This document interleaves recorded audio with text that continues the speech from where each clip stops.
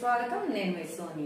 వార్త వివరాలకు వెళ్తే సార్వత్రిక ఎన్నికల ప్రచారంలో భాగంగా రాష్ట్ర ముఖ్యమంత్రి వైఎస్ జగన్మోహన్ రెడ్డి గాజువాకలో రోడ్ షోలో బహిరంగ సభ నిర్వహించారు. ఇదే దత్తపుత్రుడు అటు మోడీ గారిని అప్పట్లో అటు మోడీ గారు ఇదే చంద్రబాబు గురించి గత ఎన్నికల ముందు ఏమన్నారో ఒక్కసారి గుర్తుకు తెచ్చుకోండి అని మిమ్మల్ని అందరినీ కూడా కోరుతా ఉన్నా. పోలవరాన్ని తన ఏటీఎంగా మార్చుకున్న చంద్రబాబు గురించి వెన్నుపోట్లు పార్టీలు మార్చడం, తిట్టిన వారిని చంకరెక్కటం వంటి విద్యల్లో బాబు నిపుణుడు, అత్యంత అవినీతిపరుడని చెప్పిన నోటితోనే ఇదే మోడీ గారు మళ్ళీ చంద్రబాబును తమ ఎన్డీఏ గూటికి వచ్చాడు కాబట్టి ఇంతకంటే గొప్పవాడు లేడు అని చెప్పి ఇవాళ చెప్తా ఉన్నాడు అని అంటే ఒక్కసారి ఆలోచన చేయమని అడుగుతా ఉన్నా. రాజకీయాలన్నది ఏ స్థాయికి దిగజారిపోయాయో ఒక్కసారి గమనించమని అడుగుతా ఉన్నా. అంటే వారితో ఉంటే ఒకలాగా, వారితో లేకపోతే మరోలా మాటలు మారుస్తా ఉన్నారు అని అంటే నిజంగా రాజకీయాలు ఏ స్థాయికి దిగజారిపోయాయో ఒక్కసారి గమనించమని అడుగుతా ఉన్నా. నేను అడుగుతా ఉన్నా, ఇంతకీ బాబు, దత్తపుత్రుడు మోడీ గారు కలిసి ఆడుతా ఉన్న ఈ 2024 డ్రామాలో రాష్ట్ర ప్రజలకు వీరి హామీ ఏమిటి అని అడుగుతా ఉన్నాను. తమ్ముడు పవన్ కళ్యాణ్ కోసం నడుము బిగించిన అన్న చిరంజీవి అయితే కూటమికి మద్దతు ఇవ్వకుండా కేవలం తమ తమ్ముడికి మాత్రమే మద్దతు ప్రకటించిన మెగాస్టార్ కొణిదెల పవన్ కళ్యాణ్ అమ్మ కడుపున ఆఖరివాడిగా పుట్టిన అందరికీ మంచి చేయాలి, మేలు జరగాలి అనే విషయంలో ముందువాడుగా ఉంటాడు. తన గురించి కంటే జనం గురించి ఎక్కువగా ఆలోచించే మనస్తత్వం నా తమ్ముడు కళ్యాణ్ బాబుది. ఎవరైనా అధికారంలోకి వచ్చాక ప్రజలకు ఏదైనా చేయాలనుకుంటారు.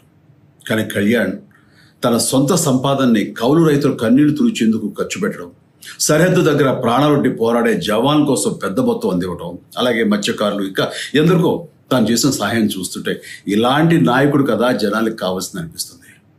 ఒక రకంగా చెప్పాలంటే సినిమాలోకి తను బలవంతంగా వచ్చాడు, రాజకీయాలు మాత్రం ఇష్టంతోనే వచ్చాడు.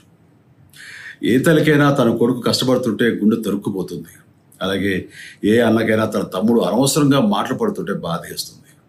అలా బాధపడుతున్న నా తల్లికి ఈ అన్నయ్యగా ఒక మాట చెప్పాను. నీ కొడుకు ఎంతోమంది తల్లుల కోసం, వాళ్ళ బిడ్డల భవిష్యత్తు కోసం చేసే యుద్ధం అమ్మా ఇది. మన బాధ కంటే అది ఎంతో గొప్పది అన్నాను. అన్యాయాన్ని ఎదిరించకుండా మౌనంగా ఉండే మంచివాళ్ల వల్లనే ప్రజాస్వామ్యం మరింత నష్టం అని నమ్మి జనం కోసం జన సైనికుడు అయ్యాడు. తాను బలంగా నమ్మిన సిద్ధాంతం కోసం తన జీవితం రాజకీయాల్లోకి అంకితం చేసిన శక్తిశాలి పవన్ కళ్యాణ్. ప్రజల కోసం, రాష్ట్ర భవిష్యత్తు కోసం ఆ శక్తిని వినియోగించాలి అంటే చట్టసభలో అతని గొంతు మనం వినాలి. జనమే జయను నమ్మే జనసేనాని ఏమి చేయగలడో చూడాలంటే మీరు పిఠాపురం ప్రజలు కళ్యాణ్ని గెలిపించాలి. మీకు సేవకుడుగా, సైనికుడుగా అండగా నిలబడతాడు. మీకోసం ఏమైనా సరే కలబడతాడు, మీ కళ నిజం చేస్తాడు. పిఠాపురం వాస్తవ్యులకు మీ చిరంజీవి విన్నపం, గాజు గ్లాసు గుర్తుకి మీ ఓటు వేసి పవన్ కళ్యాణ్ని గెలిపించండి. జై హింద్. కడప వైఎస్ఆర్ కాంగ్రెస్ పార్టీ ఎంపీ అభ్యర్థి అవినాష్ రెడ్డి అరెస్టు తప్పదని పిసిసి చీఫ్ కడప ఎంపీ అభ్యర్థి వైఎస్ షర్మిల సంచలన వ్యాఖ్యలు చేశారు. ఊరు దాటిపోవడానికి ఇక ఓటమిని ఒప్పుకునే పరిస్థితికి వచ్చి పాస్పోర్ట్లు కూడా తయారు చేసుకుంటున్నారు. ఆయన ఊరి దాటిపోవడానికి ఎలా అయితే నేను తప్పించుకొని పోగలను, నేను ఓడిపోతే నా అరెస్ట్ ఖాయం అన్న పద్ధతిలో ఉంది వాళ్ళ పరిస్థితి. ఇప్పుడు జనసేన పార్టీ అధినేత పవన్ కళ్యాణ్ పై పెందుర్తి వైఎస్ఆర్ కాంగ్రెస్ పార్టీ అభ్యర్థి అదీప్ రాజ్ సంచలన వ్యాఖ్యలు చేశారు. రాబోయే కాలంలో ప్రజలకు ఏం మంచి చేయాలనుకుంటున్నాను చెప్పడం మానేసి ఏదో రకంగా అక్కడ ఉన్నటువంటి నాయకుల్ని, ఆ స్థానికంగా ఉన్నటువంటి ప్రతిపక్ష నాయకులు కానీ, లేదంటే అధికార పార్టీలో ఉన్నటువంటి నాయకులు కానీ ఏ రకంగా దోషంలు ఆడాలి అనేటువంటిది ఒక్కటే ఆయన ఎజెండాగా మాట్లాడడం మనం చూస్తుంటాం. అందులో భాగంగా నిన్న ఆయన స్టార్టింగే ఇక్కడ ఉన్నటువంటి ఎమ్మెల్యే అదీప్ రాజ్కి ఎందుకు భయపడాలి అని అడుగుతున్నారు. సార్ నన్ను చూసి ఎందుకు భయపడతారు సార్? నేనంతా నన్ను చూసి భయపడతాను. మీలో సాంగ్ కూడా ఉంటున్నా, హైట్లోనే ఉంటున్నా, వెయిట్లోనే ఉన్నాను. నన్ను చూసి ఎవరు భయపడతారు? చూసి ఎవరు భయపడాలని నేను రోజు కోరుకోను. నన్ను చూస్తే అభిమానంగా అన్నా బాగున్నావా అని అడగాలని నేను కోరుకుంటాను తప్ప నన్ను చూసి భయపడాలని ఏ రోజు నేను కోరుకోను. ఆ వ్యక్తిత్వం కూడా నాకు కాదు. ఏదో రకం మరొకసారి అంటారు, ఎవరైనా ఇల్లు కట్టుకుంటేనంట అదీప్ రాజ్కి ట్యాక్స్ పే చేయాలి. మీరు ఎవరో చెప్పిన మాటలు వినడం కాదండి పవన్ కళ్యాణ్ గారు. ఒకసారి మీరు వాస్తవం తెలుసుకోండి.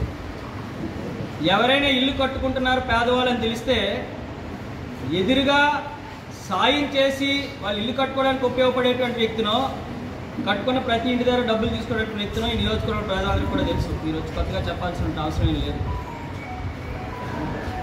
పాపం ఈయనకి ప్రతి దిక్కా కూడా స్క్రిప్ట్ అన్నది అలవాటు అయిపోయింది. అక్కడ చంద్రబాబు నాయుడు గారు ఇచ్చినటువంటి స్క్రిప్ట్ చదవడం, ఇక్కడ స్థానికంగా ఎవరేం చెప్తే అది మాట్లాడమే తప్ప ఉన్నటువంటి వాస్తవాన్ని తెలుసుకొని మాట్లాడితే కొంచెం బాగుంటుంది అని మేమైతే భావిస్తున్నాం. ఈ నియోజకవర్గంలో ఏదో అక్రమాలు జరిగిపోతున్నాయి, అన్యాయాలు జరిగిపోతున్నాయి. వీటన్నిటి నుంచి విముక్తి చెందాలి అంటే పంచకర్ల రమేష్ బాబు గారిని గెలిపించాలన్నారు. మరి ఒకసారి ఇదే పంచకర్ల రమేష్ బాబు గారి కోసం మీరు మాట్లాడిన మాటలే ఒకసారి మీకు వినిపిస్తాను, మీరే వినండి.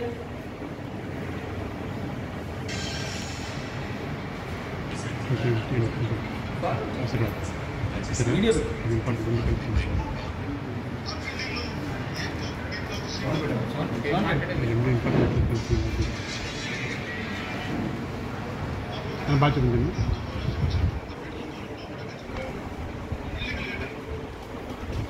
మైక్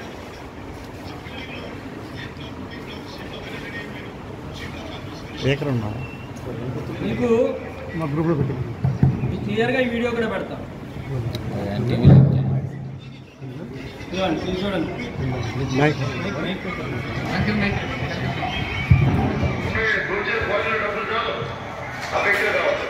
ఈరోజు స్థానిక ఎమ్మెల్యే గారికి కూడా తెలుగుదేశం ప్రభుత్వం ఏర్పడి నేను అనుకుంది మన ఎలా వచ్చిన యువతకి ఉద్యోగ అవకాశాలు కల్పిస్తారని ఆశించారు. కానీ ఇల్లీగల్ క్వారీ మీద 6 లక్షలు సంపాదిస్తారు, యువతకి 6 లక్షలు సంపాదిస్తారని చెప్పి నేను ఆశించి నేను తెలుగుదేశం పార్టీ సపోర్ట్.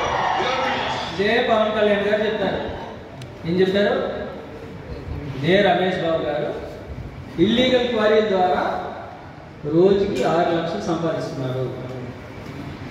ఆయన చెప్పినటువంటి మాటలే, ఇది నేనంటారు కాదు.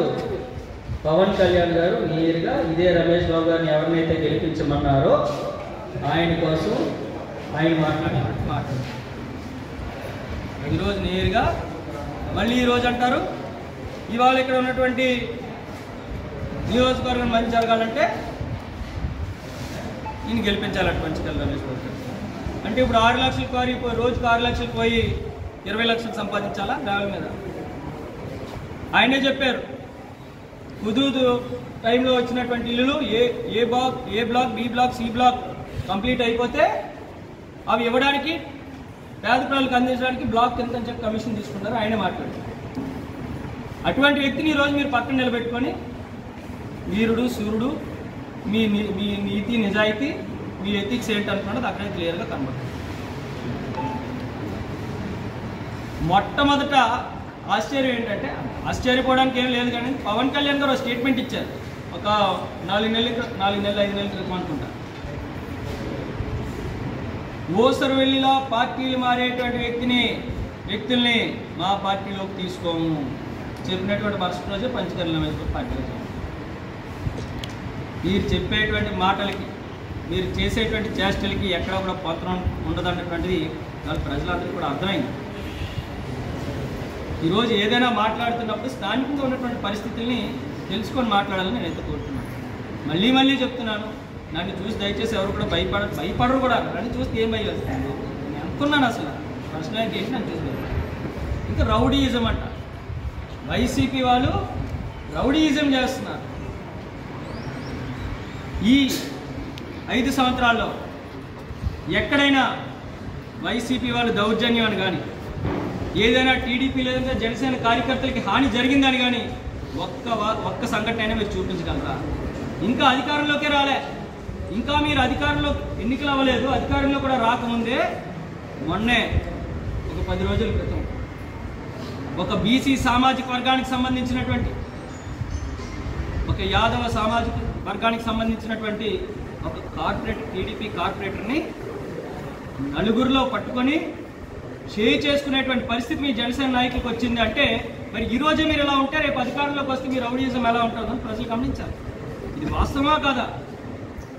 అది ఒక గౌరవ కార్పొరేటర్ని, ఒక బీసీ వర్గానికి సంబంధించిన కార్పొరేటర్ని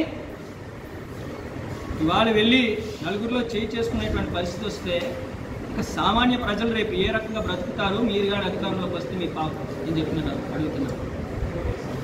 ఇంకా విజయసాయిరెడ్డి గారి కోసం, సుబ్బారెడ్డి గారి కోసం, మిథున్ రెడ్డి గారి కోసం, పెద్దిరెడ్డి రామచంద్రారెడ్డి గారి కోసం అన్ని మాటలు కూడా అందరి కోసం కూడా మాట్లాడుతాను.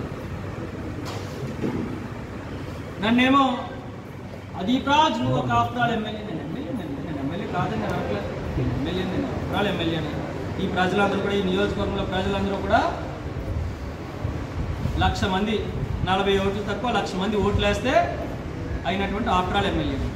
మరి మీరు 1,00,000 మంది ఓట్లేసి గెలిపించిన నేనే ఆఫ్రాల్ అయితే మరి 2 సైకిల్. ఉత్తర నియోజకవర్గం 24వ వార్డులో వైఎస్ఆర్ కాంగ్రెస్ పార్టీ అసెంబ్లీ అభ్యర్థి కేకే రాజు ఆధ్వర్యంలో ముఖ్య కార్యకర్తల సమావేశాన్ని నిర్వహించారు. ఇవ్వండి పర్మిషన్ ఉందని వ్యూహాత్మకంగా కావాలని చంద్రబాబు నాయుడు కొంచెం ముందుకు రానిచ్చి హాఫ్ అన్ అవర్లోనే ఒక 3,000 గ్యాదర్ చేశాం. ఫోన్ మెసేజ్లు పెట్టి దాని ఒక ఉద్యమంలో తీసుకుని జగన్మోహన్ రెడ్డి గారిని మే 23 రిజల్ట్ వచ్చింది. మే 24th నైట్ జగన్మోహన్ రెడ్డి గారు 151 స్థానాలు 22 ఎంపీలు గెలిచి పండగ కావచ్చు లేదంటే ఏ విషయానికైనా మీరు నాకు చెప్పిన వెంటనే మీకు అందుబాటులో పరిశ్రమలు వచ్చినాయి. మళ్ళీ అన్నీ పోయి 14 నుంచి 19 కూడా మీరు ఉన్నారు ఆ గవర్నమెంట్లో. కాస్త ఆ రోజు కూడా సేమ్ చెప్పారు, ఆయన ఆ రోజు కూడా చెప్పారు మీరు మా రిప్రజెంటేషన్ తీసుకుంటారంటేనే 4th స్టేట్లో అడుగుతారు.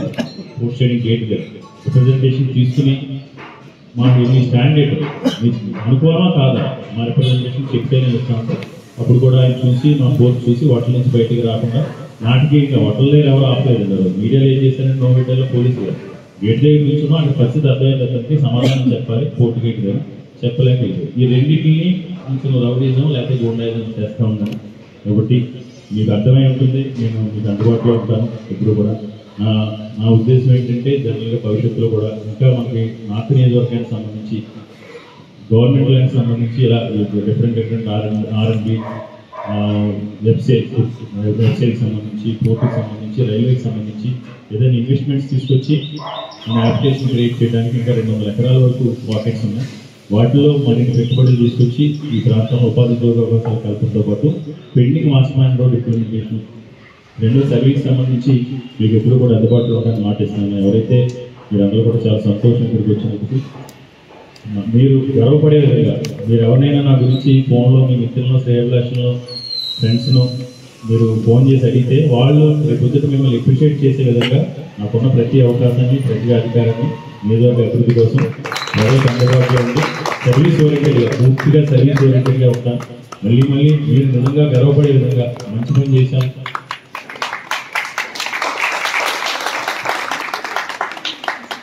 నడుచుకుంటానని అందరూ కూడా ఇవ్వడం. రెండో పాయింట్ ఏంటంటే జనరల్గా ఇక్కడ బీజేపీకి సంబంధించి మీ అందరూ కూడా తెలుసు అన్నీ కూడా పెట్టుబడులు ఉత్సవాలు ఉన్నారు. స్టీల్ ప్లాంట్ విషయంలో ఇవన్నీ కూడా స్టీల్ ప్లాంట్ పోర్టు 1/1 ఒక్కొక్కటి వాటి విషయంలో కూడా మనకు అప్రమత్తంగా ఉంది. ఈ 6 రోజులు ఎలక్షన్స్ ఉన్నాయి. ఈ 6 days నాకు సపోర్ట్ చేసి ఇందాక సోదరు చెప్పినట్టు మీకు తెలుసున్న ఈ నియోజకవర్గంలో ఎవరున్నా మీ రిలేషన్స్ ఎవరున్నా అందరూ కూడా నా గురించి చేయాలని మళ్ళీ చెప్తున్నాను. నిజంగానే మీరు గర్వపడే విధంగా, మీరు కొద్దిగా మంచి పని చేసాం అనుకునే విధంగా నియోజకవర్గంలో ఉన్న ప్రతి సమస్యని కూడా కమిట్మెంట్తో అన్నీ కూడా అంటే ఏదైనా ఇష్యూ వస్తే నాకున్న ఆలోచన ఏంటంటే మూలాలు వెతికి పర్మనెంట్ సొల్యూషన్ చూడాలి. రాజకీయాల కోసం కాకుండా ప్రతిదీ కూడా పర్మనెంట్ సొల్యూషన్తో చేస్తారని అందరూ కూడా మాటిస్తున్నాను. ఏ సమస్యను మీరు డైరెక్ట్గా కూడా ఎప్పుడైనా కూడా అప్రోచ్ అవ్వచ్చు. ఇంకా మనకు 100% అంటే ముందు చెప్పకూడదు కానీ ప్లాంట్ సమస్యను అడ్డుపెట్టుకొని అధికార పార్టీ ఓట్లు గుంజుకునేందుకు ప్రయత్నిస్తున్నారని జనసేన నేతలు అన్నారు.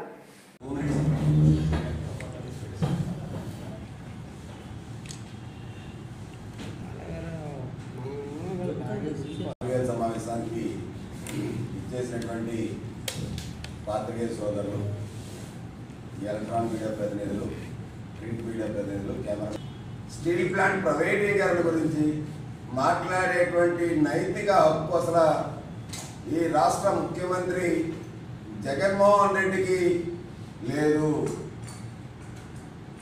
స్టీల్ ప్లాంట్ ప్రైవేటీకరణ కాకుండా ఉండాలంటే వైసీపీ కోట్ వేయాలని చెప్పి నిన్న గాజువాకలో వాళ్ళ కోడిగుడ్డు మంత్రి ఏదైతే అభ్యర్థిగా ఉన్నారో అభ్యర్థిగా ఉన్నటువంటి గాజువాక నియోజకవర్గానికి వచ్చి స్టీల్ ప్లాంట్ మీద కపటి బ్రాహ్మణ నిన్న జగన్మోహన్ రెడ్డి ప్రదర్శించడం అన్నది, దానికి తోడు సాక్షాత్తు ప్రధానమంత్రి నరేంద్ర మోడీ గారు అబద్ధాలు చెప్తున్నారని,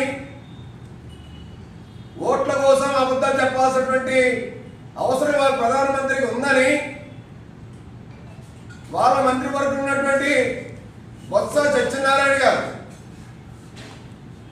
ఎవరో పవన్ కళ్యాణ్ గారు చంద్రబాబు నాయుడు గారు ఇచ్చేటువంటి స్క్రిప్ట్ నరేంద్ర మోడీ గారు చదువుతున్నారని, మరి కోడిగుడ్డు మంత్రి ప్రైవేటీకరణ చేయమని మేము ప్రకటిస్తే ప్రధానమంత్రి గారు నేను రాజీనామా చేసి నియోజకవర్గం పోటీని తప్పుకుంటానని, అసలు ఈ వైసీపీ నేతలకు బొత్సకు కానీ అమరకు కానీ ముఖ్యమంత్రి జగన్ కానీ స్టీల్ ప్లాంట్ ప్రైవేటీకరణ గురించి, స్టీల్ ప్లాంట్ గురించి మాట్లాడేటువంటి నైతిక హక్కు ఉందా అని చెప్పి మేము అడుగుతా ఉన్నాం.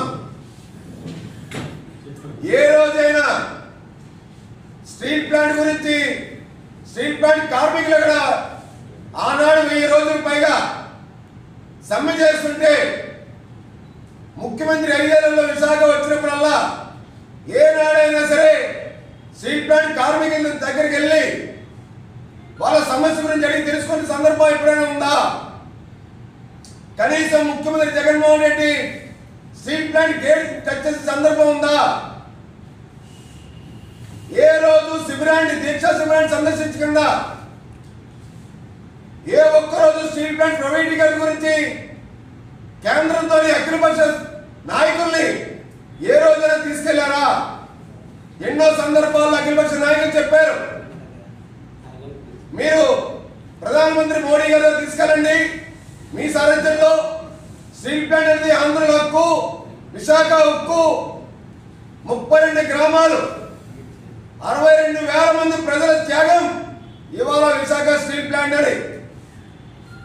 మరి అదే స్టీల్ ప్లాంట్ కోసం అమర్ని గెలిపిస్తే స్టీల్ ప్లాంట్ కాపాడుతాను, స్టీల్ ప్లాంట్ కాపాడింది నేనని చెప్పి నిన్న ముఖ్యమంత్రి జగన్మోహన్ రెడ్డి చెప్తారు. ఆయన సాక్షాత్తు మా అధినేత పవన్ కళ్యాణ్ గారిని గాజువాకలో ఓడించి తిప్పల నాగిరెడ్డి గారిని గెలిపించారు. తిప్పల నాగిరెడ్డి గారు మీ అభ్యర్థి కాదా? మీ పార్టీ ఎమ్మెల్యే కాదా? ఏ తిప్పల నాగిరెడ్డి గారు 5 ఏళ్ళు ఉన్నారు కదా ఎమ్మెల్యే కింద, మీరు ముఖ్యమంత్రిగా ఉన్నారు కదా, అమర మంత్రిగా ఉన్నారు కదా, బొత్స సత్యనారాయణ మంత్రిగా ఉన్నారు కదా. ఈ 5 ఏళ్ళు మీరు ఓట్ చేసింది ఏంటి? మీ వల్ల స్టీల్ ప్లాంట్ కొరిగింది ఏంటి? గంగవరం పోర్టు ప్రభుత్వం వాటాని 10.24% వాటాని తెగనమ్మేసుకొని స్టీల్ ప్లాంట్ కి అక్కడి నుంచి ఏదైతే బొగ్గు సరఫరా చేయాల్సిన అవసరం ఏదైతే ఉందో కార్మికులు ఏవాళ్ళు దీక్ష చేస్తున్నా మొత్తునిద్దరులో ఉన్నాడు ముఖ్యమంత్రి. ఇవాళ మళ్ళీ ఎన్నికలు సమీపించడంతో ఇంకా ఎలాగా ఓడిపోతామని తెలిసి ఇవాళ స్టీల్ ప్లాంట్ మీద కపట భ్రమం చూపించి స్టీల్ ప్లాంట్ అడ్డం పెట్టుకొని పప్పం కడుక్కొని ఎన్నికల్లో ఓట్లు కడుక్కొని ఇవాళ లాభం పొందాం అనుకున్నటువంటి ముఖ్యమంత్రి నీచమైనటువంటి కుసంస్కారం నిన్న బయటపడింది. రోజైనా పార్లమెంట్ లో 22 మంది ఎంపీలు ఉన్నప్పుడు ఒక్క ప్లే కార్డ్ అయినా స్టీల్ ప్లాంట్ వ్యతిరేకంగా వైసీపీ ఎంపీలు ప్రదర్శించారా? ప్లాంట్ కోసం ఏ రోజైనా కేంద్ర మంత్రి దగ్గరికి వెళ్ళి మీరు ప్రైవేటీకరణ చేయొద్దు, బొగ్గు గనులు ఇవ్వండి, బొగ్గు ఖనిజాలు ఇవ్వండి అని చెప్పి ఏ రోజైనా మీ యొక్క ఎంపీలు కానీ మీరు కానీ మీ మంత్రివర్గం కానీ వెళ్ళి కేంద్రాన్ని అడిగే సందర్భాలు ఉన్నాయా? కేవలం జగన్మోహన్ రెడ్డి వాళ్ళ తమ్ముడు బెయిల్ కోసం వంగి వంగి దండాలు పెట్టి ఆ బెయిల్ ఏదైతే రద్దు అయిపోతుందని, ఏదైతే జగన్మోహన్ రెడ్డి బెయిల్ ఏదైతే రద్దు అయిపోతుందని వెళ్ళిన దాంట్లో ఒక్కసారి స్టీల్ ప్లాంట్ గురించి వెళ్ళుంటే ఇవాళ స్టీల్ ప్లాంట్ కాపాడుతూ ఉండేవాళ్ళం. స్టీల్ ప్లాంట్ రావాల్సిన ఇసుక సొంత బొత్స సత్యనారాయణ వాళ్ళ కుటుంబ సభ్యుడు అప్పలనాయుడు నెల్లిమరం నియోజకవర్గంలో తగనమ్ముకుంటాడు. స్టీల్ ప్లాంట్కి ఇవాళ ఇసుక ఇవ్వడానికి రెన్యూవల్ చేయలేదు. ఈయన వచ్చి నిన్న సభలో స్టీల్ ప్లాంట్ నాకు అధికారం ఇస్తే మళ్ళీ ప్రైవేటీకరించమని చెప్తా ఉన్నాడు. ఈయన గంగవరం పోర్టే ఇవాళ స్టీల్ ప్లాంట్కి ఆయుపట్టు.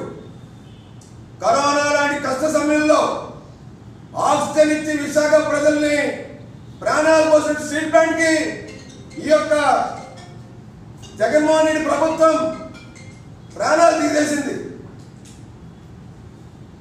స్టీల్ ప్లాంట్ ఊపిరి పోస్తే విశాఖ ప్రజలకి జగన్మోహన్ రెడ్డి స్టీల్ ప్లాంట్ యొక్క ఊపిరిని తీసేశారు. ఇప్పుడు ఏమైంది? మళ్ళీ వాళ్ళ పబ్బం గడుపుకోవడానికి నిన్న అమర్ కోర్టు వేస్తే స్టీల్ ప్లాంట్ ప్రైవేటీకరించుకుంటే కాపాడుతాం, నేనే కాపాడాను అంటున్నాడు. మన మధ్య మాట తప్పినటువంటి ముఖ్యమంత్రి జగన్మోహన్ రెడ్డి ఈ కళ్ళబొల్లి మాయ మాటలు ప్రజలు ఇంకా ఎంతమంది నమ్మిద్దాం అనుకుంటా ఉన్నారు. ఈ వార్తలు ఇంతటితో సమాప్తం. రేపు మళ్ళీ ఇదే సమయానికి మరిన్ని వార్తలతో కలుసుకుందాం.